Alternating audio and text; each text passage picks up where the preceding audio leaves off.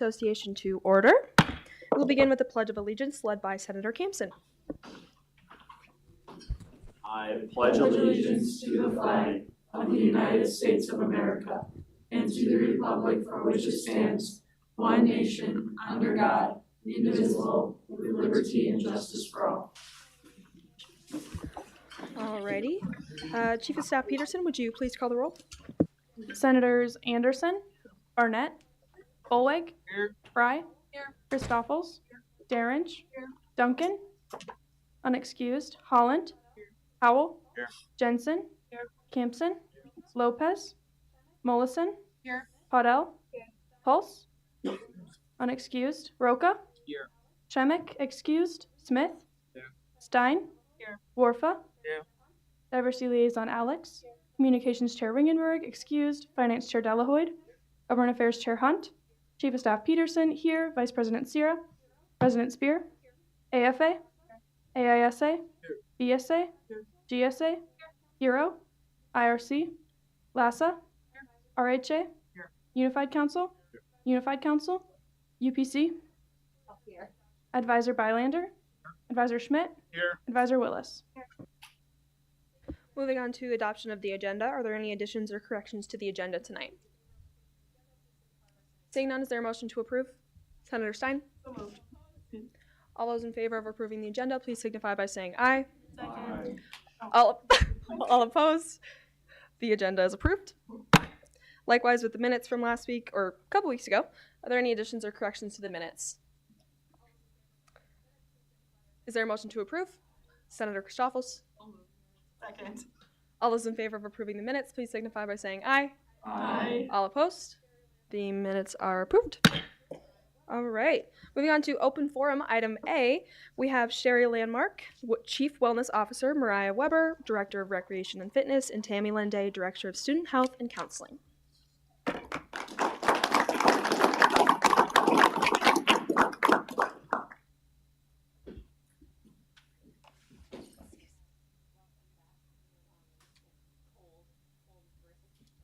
Good evening. Welcome back from your long week and cold, brisk weather. It's just going to get worse this week, but you know, we live in South Dakota. So thank you for having us. We always look forward to coming each semester to celebrate the things that we are doing at the Miller Wellness Center. And I'm just going to kind of kick off today. I am part of the Higher Learning Commission. We're doing a student success, but I just have to share there's one little data point that we are looking at in one is the fall to fall return for students, and the students that started in fall of 24 and then return in fall of 25. And one of those data points we looked at was those that visited the Miller Wellness Center, and those that did not come one time, it was only a 67% rate that they returned to SDSU, but those that visited only one time, it was up to 89%. So it shows that the Miller Wellness Center is much more than just a place where you throw out a basketball or come to a yoga class. It's so much more, helps reduce that stress, helps take care of you when you're maybe not feeling well, but also that social wellness, as well as just that sense of belonging. So I'm going to let these two, the two directors, really kind of share with you the celebrations that we have at the Miller Wellness Center. Hi, my name's Tammy Lunday, and I'm the director of the Student Health Clinic and Counseling Services. I have a few things up here that I'm not sure who to give them to. Okay. And here you go. Okay. Just want to showcase the picture under the Student Health Clinic and Counseling Service.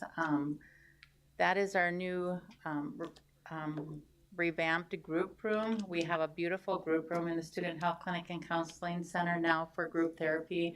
We've been offering more groups throughout the semester, and we plan on offering more groups next semester, so you're aware, but I'd like to showcase the group room for everybody.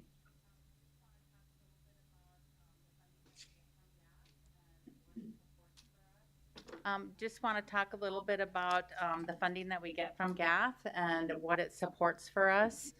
Our salaries and benefits, a director, of course, 8 clinic staff would be providers, RNs, and some of the front desk staff, a lab manager, and 5 counselors, and 25% of a coordinator of communication and outreach. We have various contracts that we need to run our clinic, and they're listed above. A couple of them that I'd like to talk about is the Valley Care contract that we have. That's a service that's a de-escalation service that we have contracted in, and we're collaborating with UPD to have this de-escalation service on campus after hours, weekends, and holidays for anybody that is in crisis mode, so that they can get a hold of UPD, and UPD then connects them if they want to be connected with this service. Also, we have a Vera collaboration. We have a doctor collaboration with Avera. We have certified nurse practitioners that are providers within the student health clinic. And so we have providers or medical doctors that we can collaborate with if we feel that we need additional information or additional help with something that would come up in the clinic. We have a Brookings Health Lab contract and the Department of Health. We have a full-fledged lab within our clinic walls. So she does outside orders. She does lab work that is needed within the clinic from our providers being ordered. And many times we're sending it out to the Department of Health, or we may be sending it to Brookings Health System to run the lab tests and then get the results back to us right away. We have an supervision contract with Dr. Dan Bigatano. He does the LPC supervision for all our counselors. Some of our counselors are not, they're all at different levels of licensure, and he makes sure that he does the supervision once a week so that they can gain licensure through the state of South Dakota. And then we also have WAPD, and WAPD is a contract that we put in place this year just to make sure that we had more access for care for students on the health side. We have 2 providers, so if a provider's out, that's for a full day, that's a lot of appointments that we don't have available for students. So we entered into this contract, so if one of the providers need a day off, then we reach out to them for locum services and get a provider in so that they can keep access to students' health care. So, and then of course we have medical supplies and professional development that we are supported with our GAF dollars as well. Thank you. Some of the things that I like to showcase is we started about a year ago with walk-in Wednesdays, meaning you can just walk in, you don't need an appointment for your health care. It's first come, first serve, of course. But we continue with our walk-in Wednesdays so that it makes it easier for students to be seen or be able to work around their class schedule. Influenza clinic, we have had 4 influenza clinics throughout the year, providing 155 vaccines. We think it's important to make sure that we continue to keep campus safe so that there's not the spread of influenza. We also have lab services that I talked about a little bit earlier, where we have a full-fledged lab, and then increased access. We have really looked at how can we make sure that we have availability for appointments, and that's where our locum service contract came into place. Next semester, we've engaged with a partnership with the College of Nursing, and they have a professor who is a certified nurse practitioner. Family practice is going to come in our doors and work with us 1 day a week, every Wednesday. They'll come in to make sure that we have more appointments available. And then Elevate Mind Psychiatry. It's been a while that we've talked about. We were trying to get in a psych CNP for a while, and we just couldn't get somebody in. We tried to collaborate with the College of Nursing, and that didn't work. They didn't want to be on site. So now we have a company, Elevate Minds, and the paperwork has gone through the flyers. You should have them, and they are going to provide services within our walls separately. They're a separate entity. They're leasing some space. They're going to provide services so that there's on-site care on campus for psychiatric services and med management if needed.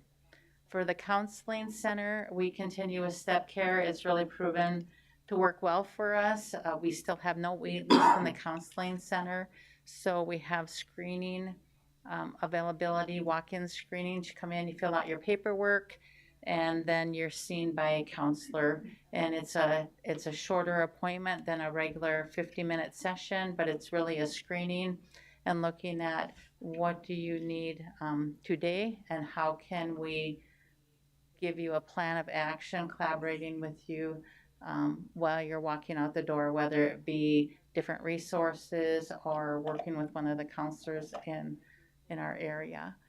It has really given us more time to be able to provide group therapy. Our groups are going really well, successful mental campus outreach and collaboration. We're out on campus a lot now within classrooms and different events with presentations, so we're able to do more of that education piece of it, the prevention piece.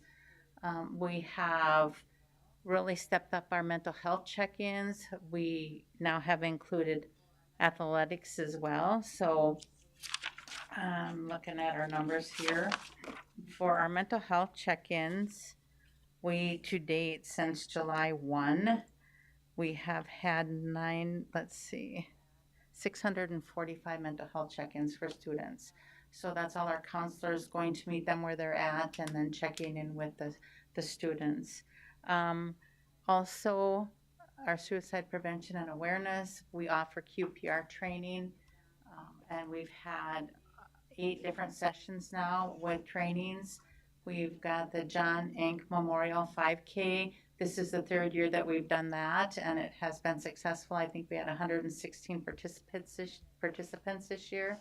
And then One Day for State. Our One Day for State campaign was successful, and it was the suicide prevention and awareness, and we did raise $8,700, and we were very happy with that. So that's where we're at.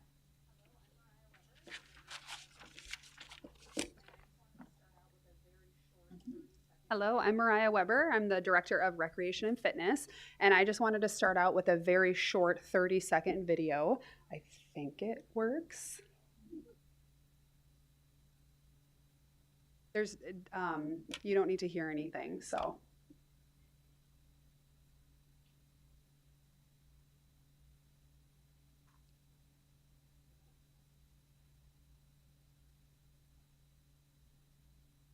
Oh, shoot.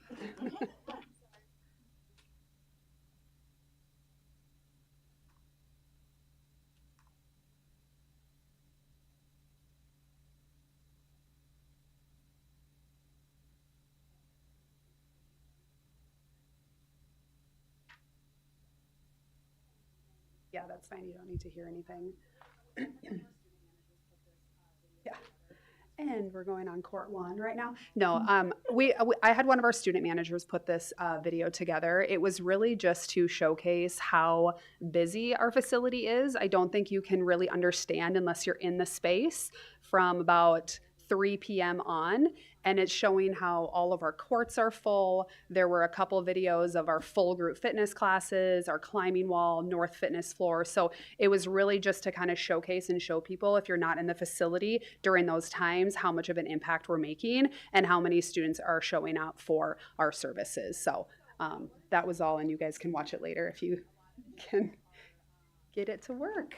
Okay, so what is GAF support on fitness and recreation? A lot of it is just our, yep, you can go, perfect. A lot of it is just our salaries and our benefits for our full-time staff. All of our student employees, we have around 80 student employees that we hire to pretty much run our facility.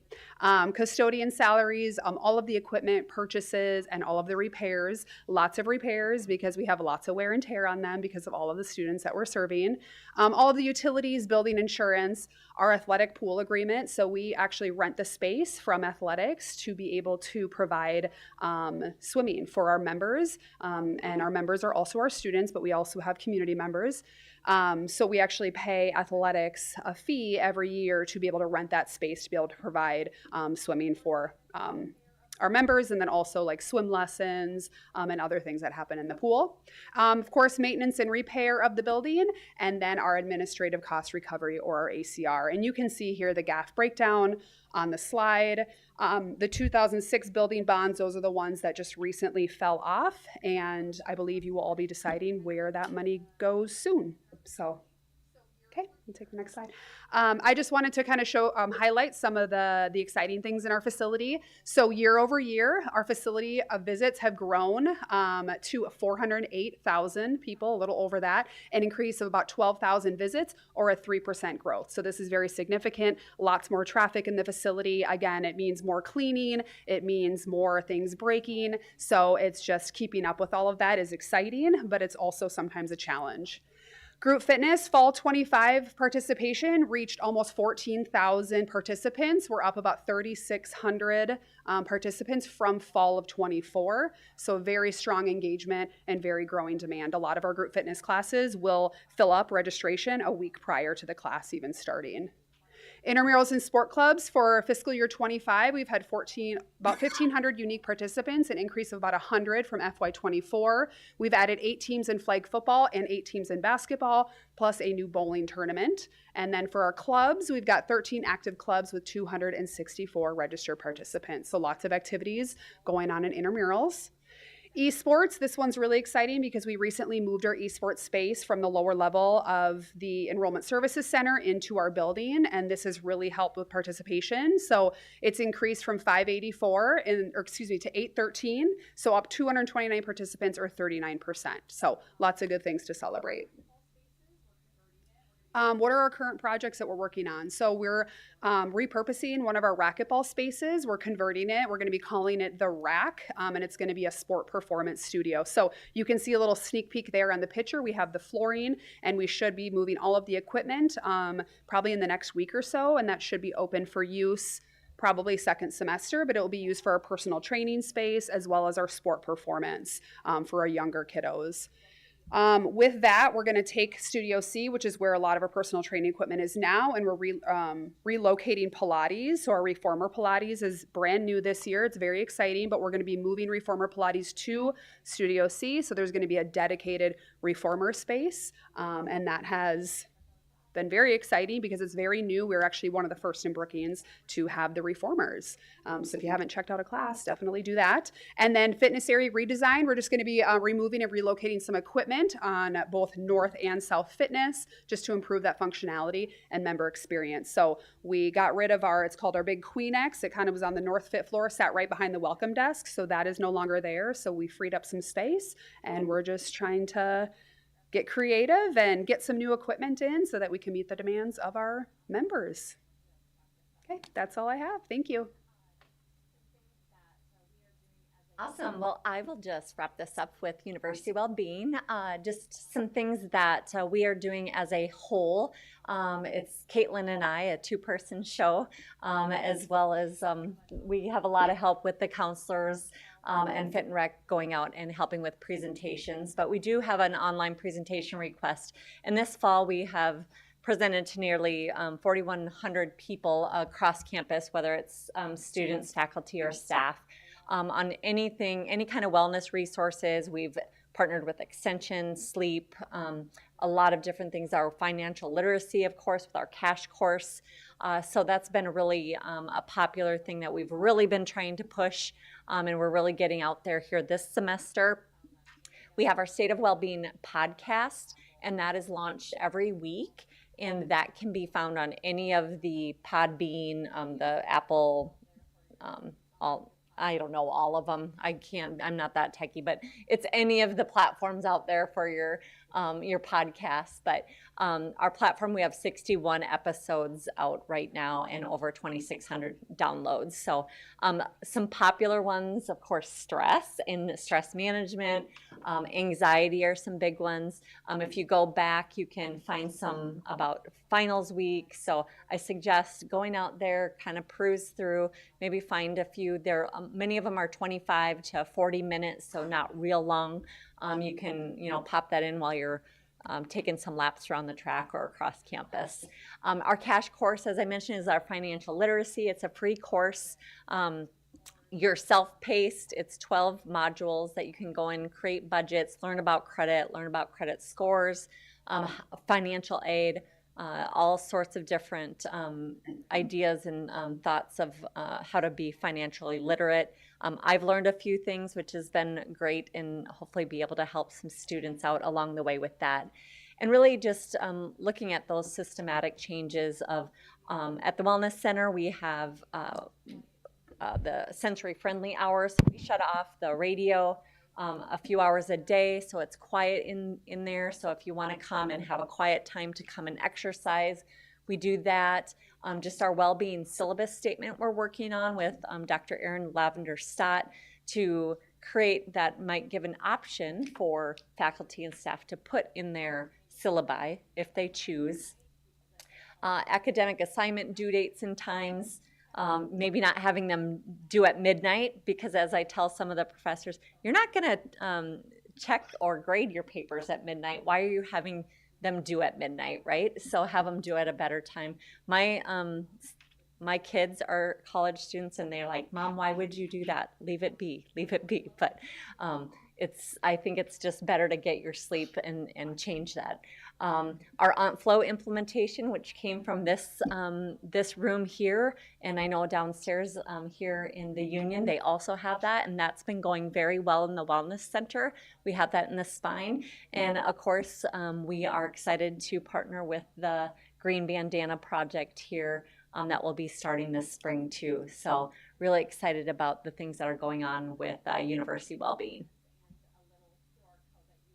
And there, I just like to throw that up there. That's just our dimensions of wellness, and a little QR code that you can scan if you'd like to take a little self-assessment and see how you're doing. You can take that however often you like, because we all know that there are going to be some things that are forging ahead and you're doing great, and that's okay. And there's some things that are going to be falling behind in our lives, and that's life. And we just need to be mindful of that and know that we're going to get through it. So thank you so much. We just you don't know how thankful we are for what you do for the Wellness Center. We couldn't do it without you, and it affects, I know, so many of you on so many different levels, whether you never step foot in the recreation fitness and you only come over to see a counselor, or vice versa. But we really do appreciate your support and what you do for us at the Wellness Center. So I guess I'll open it up to any questions for any of us.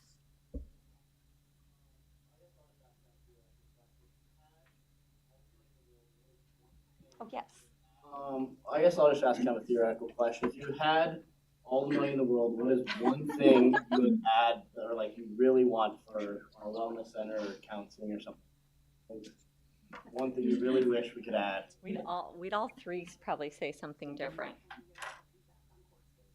I'd probably say court space, because we just have a lot of need and use for that, and we get a lot of feedback on court spaces.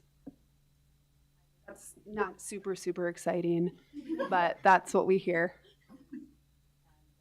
I would say an addition so that we could add more counseling offices, and then another provider on the health side.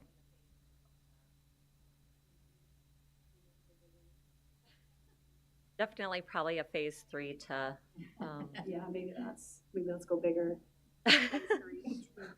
Yeah, I think filling in kind of that space with courts and being creative with some ideas Dr. Willis has, which we have talked about, I think could fit well into that space that really has the well-being idea.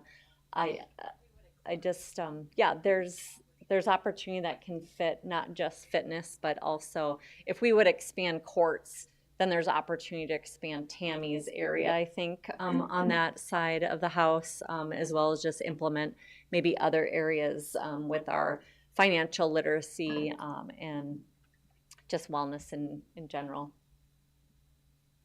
Yes. How is phase 3 going? The outcome reading says it's expected to be done by 2027. Where did you cite that? The SCSU Collegian. Oh, It's back in 2023, sure. false news. It's there's nothing planned right now. Yeah, just dreaming. You can always dream. Yes. Good question though.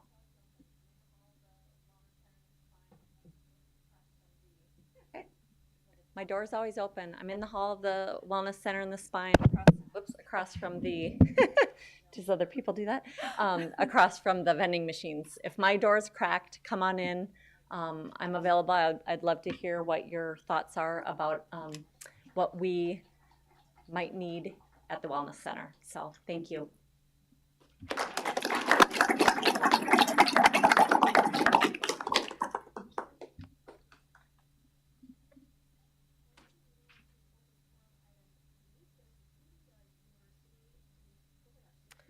Alrighty, we'll move on to open forum item B. Timothy Heaton, the University Police. Oh my gosh, the Chief of University Police.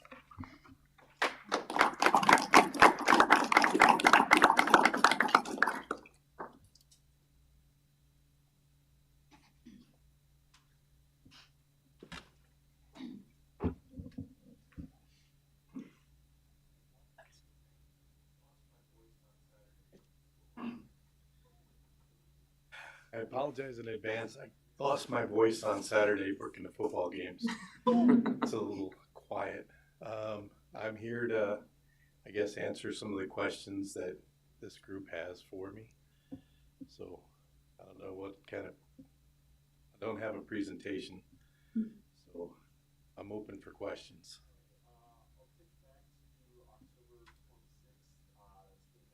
Yes, sir. Hi, I'll take you back to October 26th. That's when that incident took place of the suspicious individuals suspected around campus Okay. in that silver vehicle. I guess we just haven't heard a lot about the follow-up on that. I know the Collegian did a report. They said there was arrest, but we haven't had any more information on who that person was or if there's potentially even still a threat or if they're even arrested. We haven't heard any confirmations there. So can you kind of provide a little bit more detail? The reason we can't put out a lot of information is because it happened in a different jurisdiction. So they're dealing with the criminal investigation and the criminal side of that. So I can't release that information. I can release that the individual had been arrested that night. That's when I put out the all clear message. The message that went out, again, I'm the one who puts out the messages. So if you have questions on that, I'm the guy. What happened was the victim and the suspect were in a relationship. She broke it off. He did not like that she broke it off. He made some aggressive threats, telling her he was going to shoot her. And then she said, well, then I'm going to go up here to campus. As she was coming to campus, he sent a video to her saying that he was going to find her here, put the gun in her throat and shoot her, and he waved a gun past the camera. So when she got to campus, she made the report. I put out the warning because we didn't know where he was. It took us a while for Sioux Falls to find him.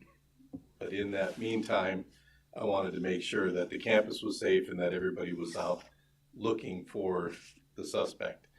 I couldn't put out the name of the individual or any too much information in that situation. And as soon as because we're the ones who found him, we did a warrant and got the ping on his phone, and then the Sioux Falls PD went and arrested him. But that's as far as I can go as far as the investigation and the names. All right. Yeah, give your officers kudos on that that operation. But the Sioux Falls is the jurisdiction in and they would Correct. be more willing to answer those questions? That I don't know, because there seems to be some confusion with the Sioux Falls PD saying that they think it's ours, but everything happened in Sioux Falls, including the arrests, so it's not ours. So is there anyone actually investigating this case? They have to be, because he was arrested. So, yeah, we had all the information and sent it to them. So, you're welcome. Yes. My question comes to just like reporting these things. So I was looking at the incident that happened on the 15th, tailgate. Yes. And I saw that in the police report that's not there. Is there a reason why those incidents maybe aren't put in the police report? I noticed the Again, other one wasn't. that wasn't our jurisdiction, and it wasn't a crime. Once we found out it wasn't a crime, it was a mental health situation. We can't put out any information because there's a lot of other rules and regulations that we can't go into. The hospital won't release anything because it's a mental health situation. The incident occurred off campus in the county, so it's all a county jurisdiction, and I can't put out information. As far as the information that went out, I got the what came to me was we had a gunshot wound in the tailgate area, unknown shooter. The safety of the campus is my first priority, so that information, being all the information that I had, I put out the message. And then when I found out that it was self-harm, somebody attempted suicide, I put out the all clear that it wasn't something for everybody to be concerned about.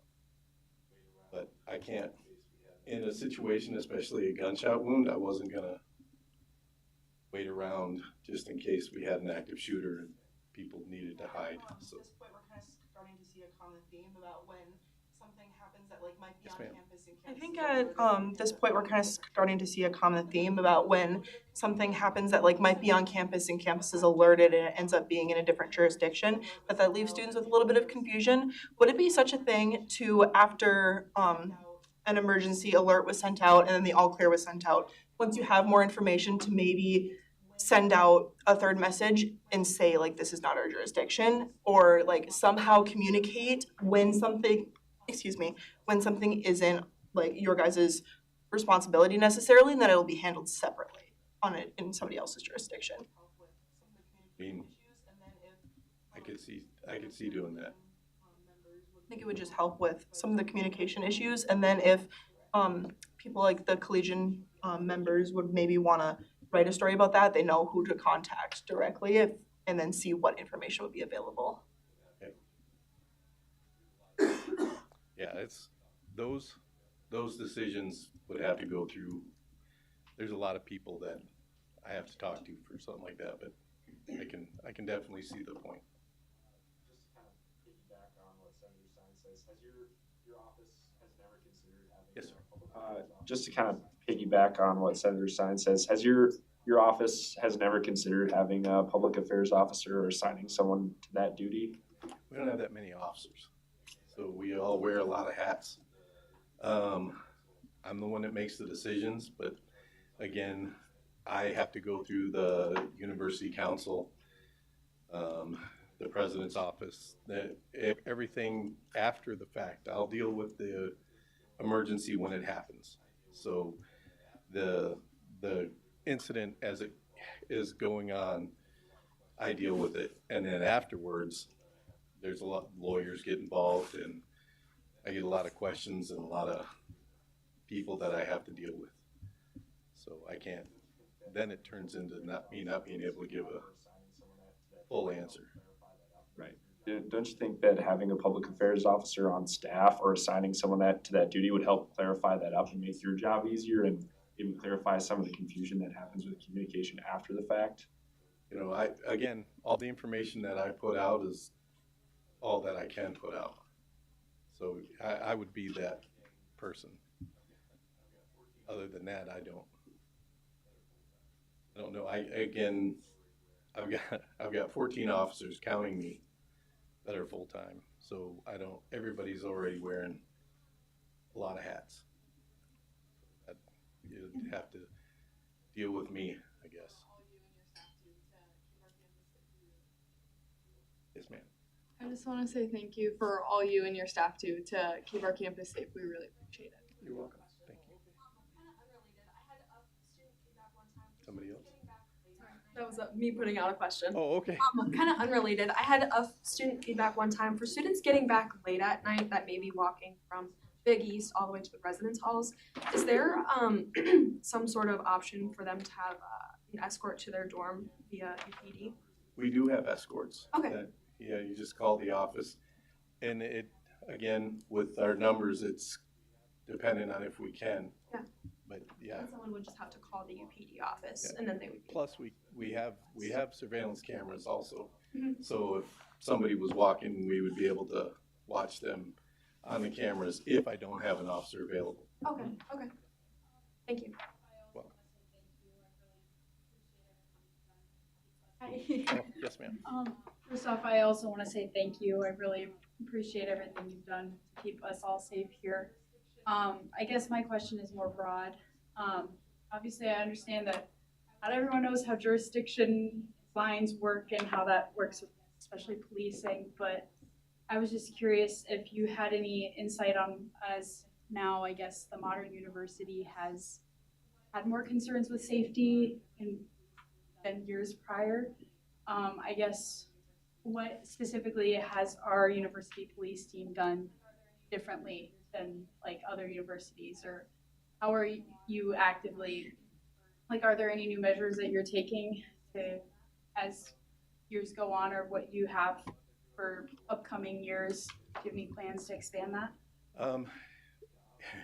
I've been doing this for a while. It's a pretty fluid job. We're always looking at new technology, new ideas, new ways of doing things.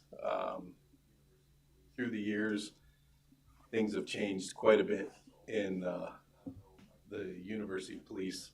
So it's always changing. I don't know if I can give you direct examples. I know we have a lot more technology now, which, when the emergency message situation is all pretty new technology that we're embracing and trying to get things done. And I don't put out an emergency message unless there's a threat to campus or something that needs to be looked into. But yeah, there's always something new coming. I don't know how to go through the whole list. Yes.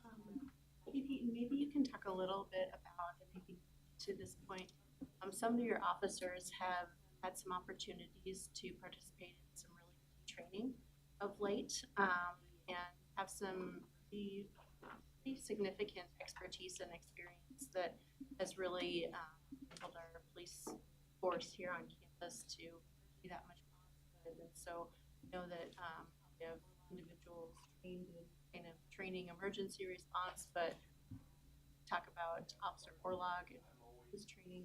Yep. That might be something interesting for this group. Okay, yeah, as far as training, and that's my policy. If there's a training that I can send my people to, they go to that training. Officer Orlog Sergeant Orlog went to the FBI National Academy last year, which now he and I are the only two that have been to the FBI National Academy, which is, I think they said 0.5% of all law enforcement get to go to. And it's a very extensive, multi-tiered training with all sorts of different law enforcement techniques and the best practices. And, I went in 2002, so a lot of stuff has changed. He's got a lot of new technology and a lot of new ideas that we are looking into to increase our ability to keep the campus safe. I'm not trying to bombard you with questions or anything. I'm going to go on a Was that different pace here. good answer? Yes, sir. All right, I'm not trying to bombard you with questions or anything. I'm gonna go on a different base here. With winter coming up, I know you guys aren't jumping vehicles anymore, or are you switching back to that? I know you haven't for a couple of years. Kind of, can you get just some background on why that is? A lot of students would get stuck. Because we don't have enough people. It turned out as we were doing it, we were basically the Jumpstart patrol, and then we had 4 jump starters that they kept going down, and we'd get new ones, and we just didn't have the manpower or the ability to go out and do that. We still have the jump starters, so if somebody has a problem, they can come out and sign out a jump starter and start their own vehicles, but we're not doing it anymore. It was just not time. My guys need to be out there looking for other stuff. So.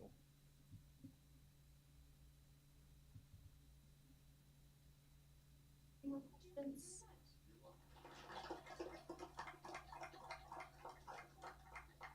Thank you very much. You're welcome.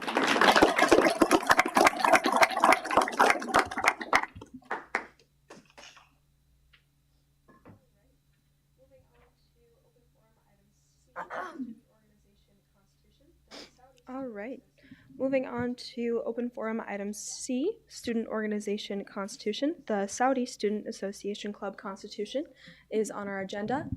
Is there a representative from the Saudi Student Organization, Student Association?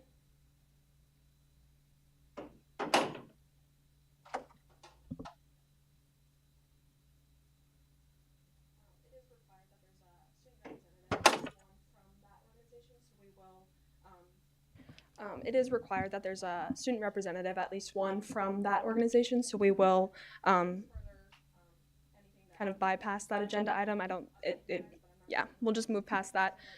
Further, anything that comes of that, I can update you guys, but I'm not sure in the policy as of right now, but we'll just move past and then move on to open forum item D, public comments. Are there any members of the public that would like to address the Senate tonight?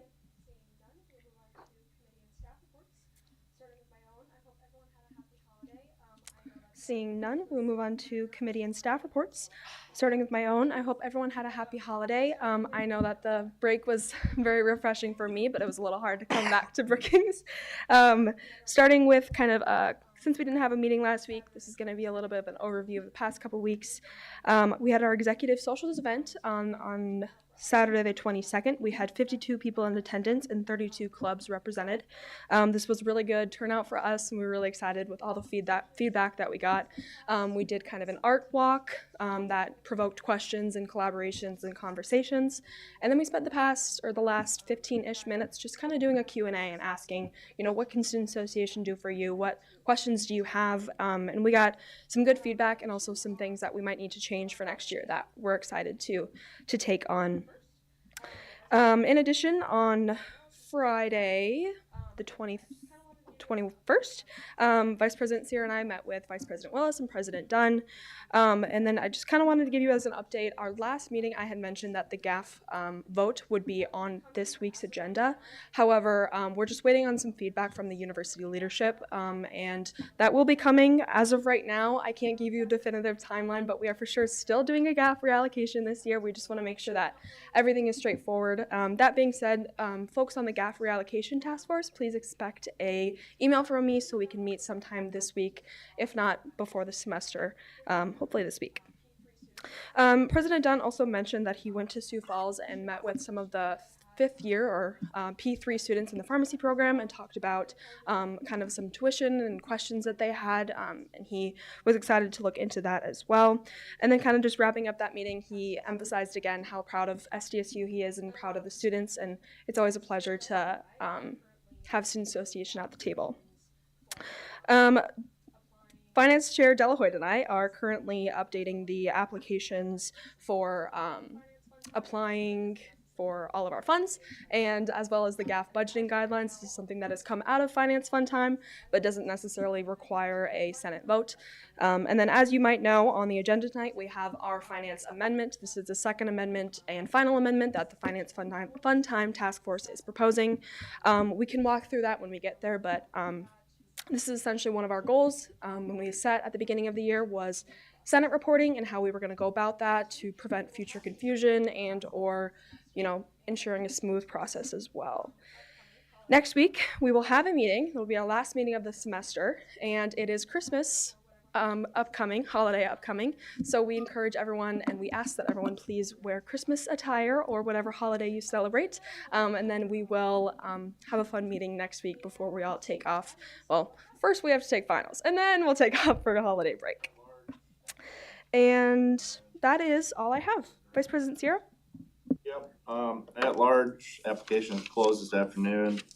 So the board of directors, hopefully you know who you are. A fair amount of you guys are gone actually today. But we're gonna meet after this meeting and try to find a time. Otherwise, it's gonna be Friday, and I'd rather not go too late into Friday. It should be a little over 2 hours. So if we could do it Thursday or earlier than Friday, that would work, but we can meet after this and find a time that works best for everybody. Student Federation met on Sunday last week. Two things were kind of brought up. Collaboration resolution between North Dakota State or North Dakota Student Federation. Minnesota's got 2 Student Federation forms for their state schools and their board regent schools, and kind of they want to formally make a resolution to kind of have collaboration going forward with those student federations. Does anybody kind of have feedback on that? We can do questions at the end on that, and announcements. And then also they have a voting bill. Currently at the moment, Student Federation for South Dakota is a unanimous vote only. So in order to pass anything, it has to be unanimous. There's 6 board regent schools, so there's 12 votes, 2 students from every school. So they're looking into potentially changing that to a 2/3 majority or something similar to that. We can also get feedback on that later in the meeting, if anybody has thoughts on that. But that's all I have to report. Chief of Staff Peterson? No report. Finance Chair Delahoyd? The Finance Committee meets this week. We have 3 finance things on the agenda tonight. We'll talk a little bit more about those when we get to them, but they're just some more funding applications. And I've been working with lots of clubs for funding applications, post, now exec socials. So a lot of them are there, and then just helping some different clubs with their money problems and stuff. I'd also like to just say that I appreciate Dr. Schmidt's hat today. I was at the game on Friday despite we lost, but appreciate it. Government Affairs Chair Hunt. 2 weeks ago on the 18th, I attended the city council meeting. They discussed the water tower at the end of Madera Avenue. It's being moved next year. Our increase request for the student promotion fund passed as well. They also did a downtown revitalization report. They have an incentive going on to put security cameras downtown. So if the business puts them down or puts them up, the city will reimburse them for it. So that's been going well. And then they had a report on the downtown fire last year, buildings that were affected by that. And then I also attended the Student Federation meeting last week with Vice President Sierra. So if you have any questions about what he discussed, you can also ask me about it. We just also worked on finalizations for the Board of Regents meeting, which is next week. So we have all of that set in stone. And then SHED days, which is next year, the 26th of January, we do officially have 2 speakers that are coming to speak with us. We have Representative Hulse and then Senator Hulse and Representative Muckey will be coming to speak with us on Monday. End of report. Communications Chair Ringenberg is ill tonight, so Diversity Liaison Alex. 2 weeks ago, I attended the Human Rights Commission meeting. And some things that we discussed were the MEI score. MEI score is basically, it stands for Municipal Equality Index. And basically they send one out every year. And basically it scores communities on their inclusivity on the LGBTQ people. And Brookings has scored 100% the last couple of years, which is really good. The HRC has increased their budget to $1,500 for merchandise, and the BSA and LASA will like to invite all of you guys to our last event of this year or this semester. We are going to be in the Dakota Room ANC for a movie. There's going to be popcorn and Moving on to ex officios, beginning with AFA, AISA, No report. BSA.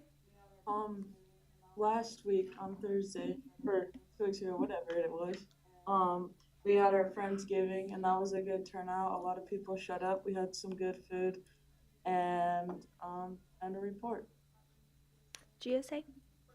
Be having our regular meeting this week, and we'll also be collaborating with BSA and LASA for the movie night. But other than that, that's kind of my report. RHA.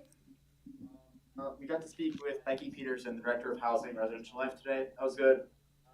We also provided financial support to multiple events coming up. That would be interesting. The union has an open house upcoming. I don't know if you've heard much about that, but RHA specifically will be doing a Suffolk Plush event at the thing. Residents can reserve their plushies online, but there are still open ones for non-residents. That'll happen.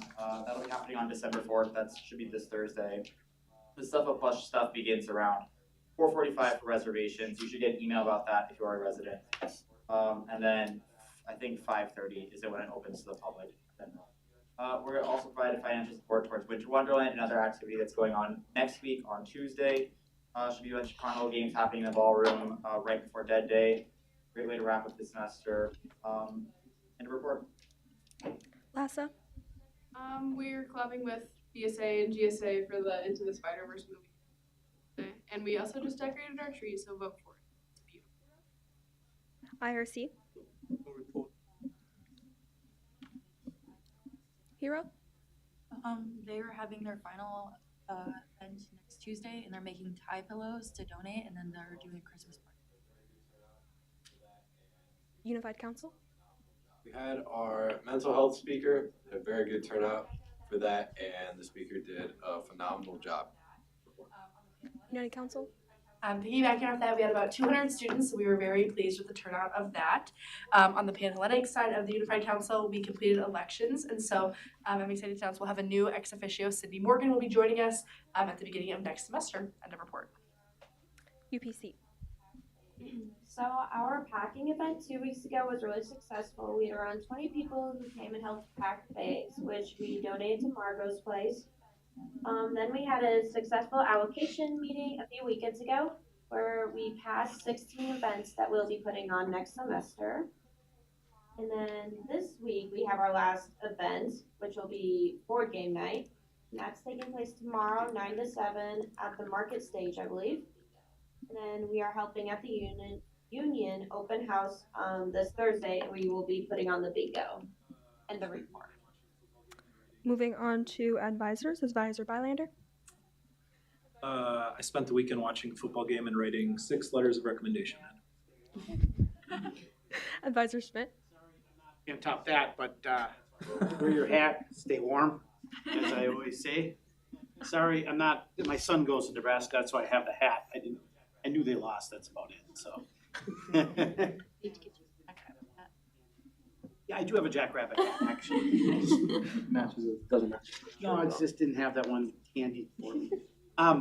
Continue to study hard, guys. You know, you got 1 week and 2 weeks left, I suppose.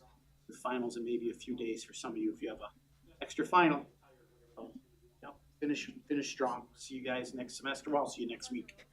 Dressed in my holiday attire, whatever that's going to be. End of report. Great spirit. Yeah. Advisor Willis. Ebenezer Scrooge, maybe.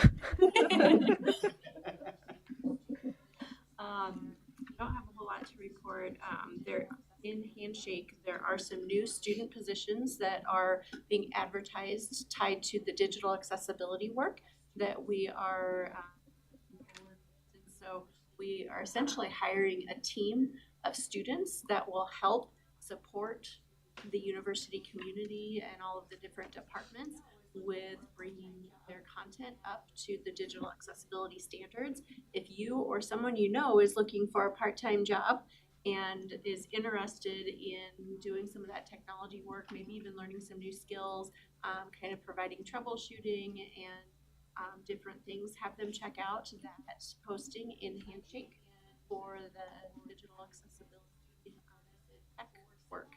It's pretty exciting, and we look forward to having you guys as students support us. It will work similar to State Tech and the work that gets done to support the university community primarily by students. And so hopefully some of you or your friends or those individuals you know will take a look at that and apply for those positions, because we definitely need all the support we can get as we gear up towards April 24th.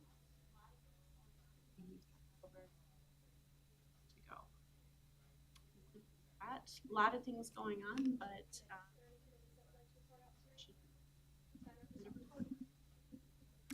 Moving on to committees. Are there any committees that would like to report out tonight?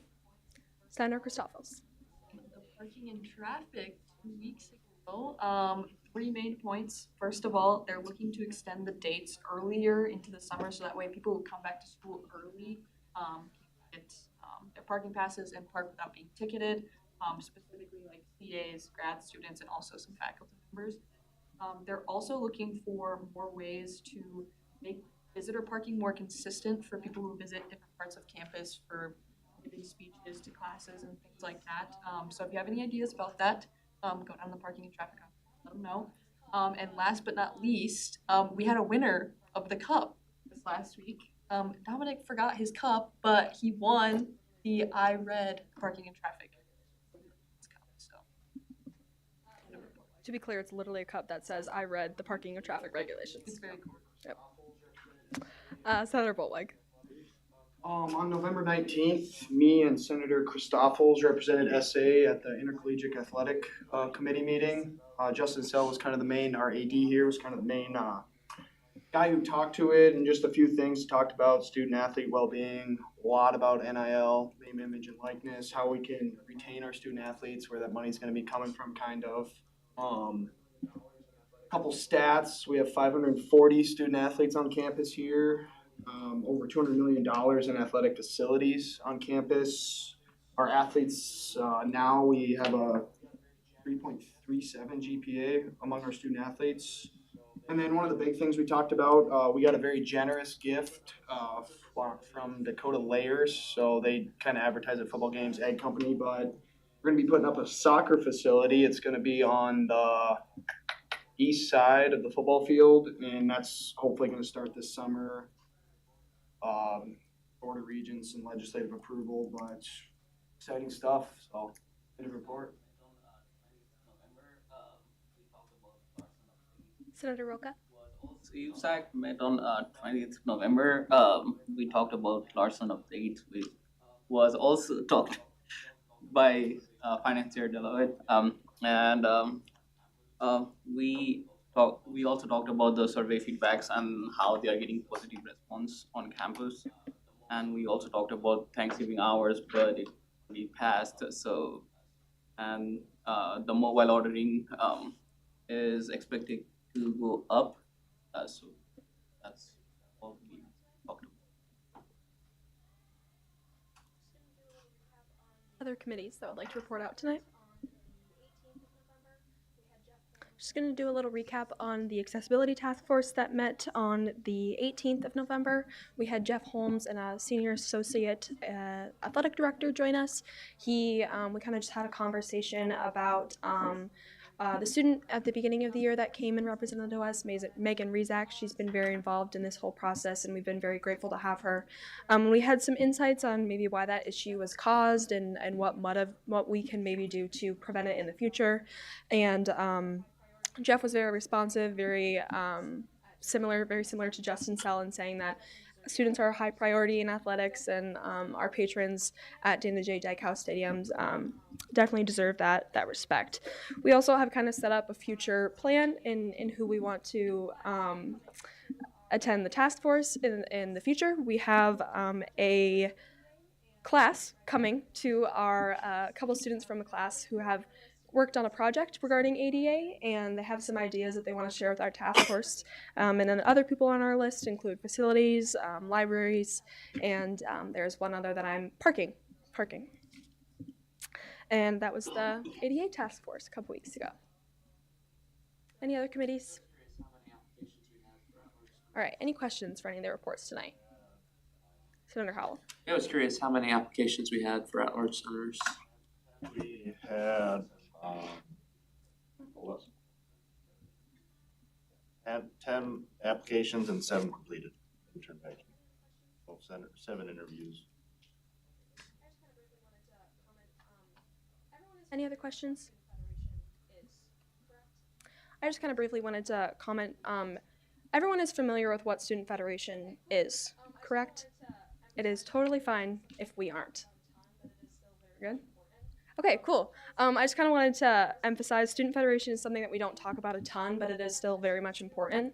And the policies and the resolutions that they're proposing may not directly affect SDSU, but if you are interested at all in kind of getting more involved in that conversation, please let Vice President Sierra and Government Affairs Chair Hunt know. We could definitely get some feedback on what the actual students think other than just the executive team. So any other questions for tonight? All right, we will move on to unfinished business, and there's no unfinished business, so we'll move on to new business. Beginning with the ASCE New Venture application. Chief of Staff Peterson, would you please introduce this item? Ducks Unlimited at SDSU's Special Allocation Fund request. Wednesday, November 12th, 2025. The Finance Committee met with 4 representatives from Ducks Unlimited at SDSU on Wednesday, November 12, 2025 at 8 p.m. in the Peterson Conference Room. In attendance was Finance Chair Delahoyd, Senators Anderson, Stein, Pulse, Shemek, Roca, Christoffels, Howell, Chief of Staff Peterson, and President Spear.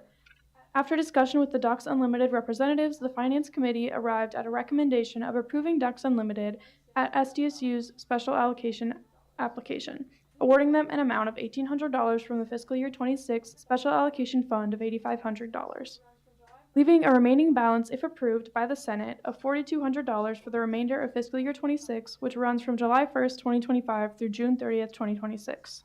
Any questions or concerns should be directed to Finance Chair Delahoyd. All right, since this is a new business item, we will discuss it next week. And I apologize, my agenda copy is incorrect. That's my bad. Moving on to new business, item B, the ASCE Special Allocation Request. Chief Staff Peterson, would you please introduce this item? American Society of Civil Engineers at SDSU's Special Allocation Fund request. Wednesday, November 12th, 2025. The Finance Committee met with 4 representatives from the American Society of Civil Engineers at SDSU on Wednesday, November 12th, 2025 at 8 p.m. in the Peterson Conference Room. In attendance was Finance Chair Delahoyd, Senators Anderson, Stein, Pulse, Shemek, Roca, Christoffels, Howell, Chief of Staff Peterson, and President Spear. After discussion with the ASCE representatives, the Finance Committee arrived at a recommendation of approving ASCE at SDSU's Special Allocation application, awarding them an amount of $500 for fiscal year 26 Special Allocation Fund of $8,500, leaving a remaining balance, if approved by the Senate, of $3,700 for the remainder of fiscal year 26, which runs from July 1st, 2025 through June 30th, 2026. Any questions or concerns should be directed to Finance Chair Delahoyd. Alrighty, likewise, moving on to new business, item C, the ASCE New Venture application. Again, all of these will be discussed and debated and voted on next week. Chief Staff Peterson, please introduce. The American Society of Civil Engineers at SDSU's New Venture Fund request. Wednesday, November 12th, 2025. The Finance Committee met with 4 representatives from the American Society of Civil Engineers at SDSU on Wednesday, November 12th, 2025 at 8 p.m. in the Peterson Conference Room. In attendance was Finance Chair Dominic Delahoyd, Senators Anderson, Stein, Pulse, Shemek, Roca, Christoffels, Howell, Chief of Staff Peterson, and President Spear. After discussion with the ASCE representatives, the Finance Committee arrived at a unanimous recommendation of approving ASCE at SDSU's new venture application, awarding them an amount of $0 from the fiscal year 26 new venture fund. With the approval of the Senate, ASCE at SDSU will be placed on the general budget starting in fiscal year 27, which runs from July 1st, 2026 through June 30th, 2027. The amount awarded to ASCE at SDSU for fiscal year 27 and each fiscal year following will be decided during the general budget allocation process that takes place each spring for the next fiscal year. Any questions or concerns should be directed to Finance Chair Delahoyd. All right, were there any questions on those new venture or any of those applications in new business? All right, we'll move on to new business, item D. Amendment 23-3-A. Chief of Staff Peterson, would you please introduce this item? Amendment 25-3-A. Title of amendment reads, SDSU Student Association amends its Article 4 of its bylaws to clarify and standardize internal Senate reporting. Prime sponsors include President Speer, Vice President Sierra, Chief of Staff Peterson, Finance Chair Delahoyd, Senators Christoffels, Chemick, and Stein. Would anyone request that this item be read in full? Finance Chair Delahoyd. I request that section N is Finance Chair Delahoyd, if you wouldn't mind, I would request that section 8H as well. So it would be point 4, Finance Chair Finance Chairperson's roles be read. Yep. Amendment 25-3-A. Title of amendment reads, SDSU Student Association amends Article 4 of its bylaws to clarify and standardize internal Senate reporting. 4. Oh, H? Okay. Okay. H. Shall present a detailed monthly summary of the corporation's operating expenditures as available to the Senate for informational purposes. And section N. Shall announce in the next corporation meeting, followed being notified of any non-routine expense from the corporation's internal budget that exceeds $200. Routine expenses may include, but are not limited to, executive team stipends, corporation lawyer, student federation expenses, and other standard operating expenses. Since we will be voting on this next week, we will not debate on the content of this amendment, but I would entertain any questions that we had. Just kind of to clarify, the formatting wouldn't let me just put in section 4 of our bylaws, so it is just finance chairperson's roles that are being amended, in that there will be a monthly summary as available. This is currently kind of being practiced, but we figured putting it in our bylaws is not a bad idea. But then again, we don't always have that information available, so that is why it says as available in section H. And then kind of moving on to section N, this was one that the Finance Fun Time Task Force had really worked on the wording with this one. And this would just allow the Senate to have reporting on anything that, we would have transparency with what is being reported, but it wouldn't necessarily need to be redundant in what we currently spend every month. Any questions?